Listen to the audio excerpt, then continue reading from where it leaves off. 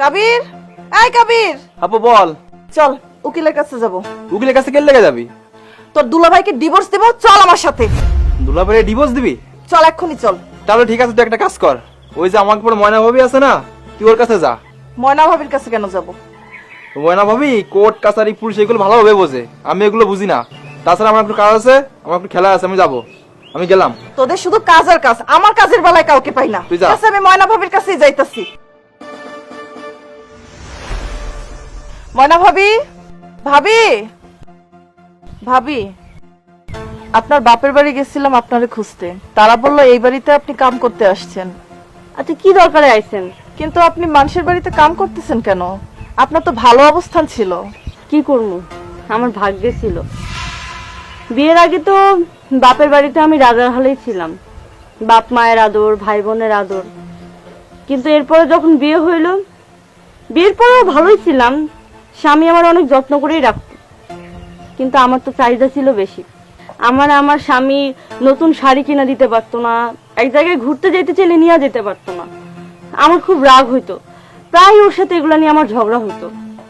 তখন সময়টা এমন ছিল যে বিভিন্ন মানুষ এসে আমার স্বপ্ন দেখাইতো, লোভ দেখাইতো, যে আমি যদি আমার স্বামীরে ডিভোর্স দিয়া দিই, তারা আমার আরো ভালো কিছু দিব, আমি এক জায়গায় ভালো জায়গায় বিয়ে করতে পারবো। আমার বাড়ি থেকেও আমার মা আমার লোভ দেখাইতো যে আরো বড় লোক ছেলে দেখে আমার বিয়ে দিয়ে দিব। শেষমেশ কি ভূত চাপলো মাথায়, আমি আমার স্বামীরে ডিভোর্স দিয়ে দিলাম। ডিভোর্স দেওয়ার পর যখন বাপের বাড়িতে গেলাম, বাপের বাড়িতেও একসময় দেখলাম যে না, আমার ভাই বোনরাও সহ্য করতে পারতেছে না। ঘরের সব কাজকর্ম আমারই দিয়ে করায়, রান্না বান্নাটাও আমারই করতে হয়, এক প্রকার কাজের মহিলার মতো। পরে এক সময় আমার বাড়ি থেকে বেরি করে দিল। এখন কই আর যাবো, আমার তো আর কোনো যাওয়ানোর জায়গা নাই। তাই না পারতে মানুষের বাড়ি বাড়ি কাজ করে বেড়াইতেছি। আসলে ডিভোর্স যে কতটা ভয়ানক একটা নারীর জীবনে, এটা এখন আমি হাড়ে হাড়ে টের পাইতেছি।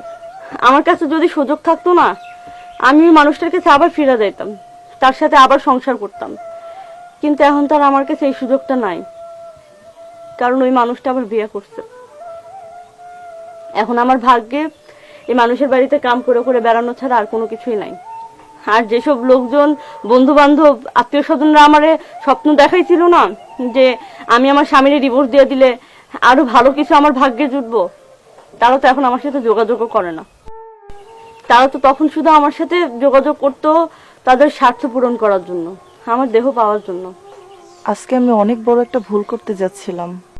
ময়না ভাবির কাছে না আসলে এই বিষয়টা আমি উপলব্ধি করতে পারতাম না। না, এই ভুল আমি করব না। আচ্ছা, যাই হোক, আপনি কি জন্য যেন আইছিলেন? হ্যাঁ, না এমনি আপনাকে অনেকদিন দেখি না তো ভাবি, এই জন্য দেখা করতে আসছিলাম। ঠিক আছে ভাবি, ভালো থাকবেন। হ্যাঁ, আমি এখন আসি।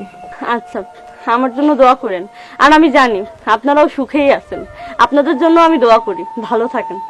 ঠিক আছে ভাবি।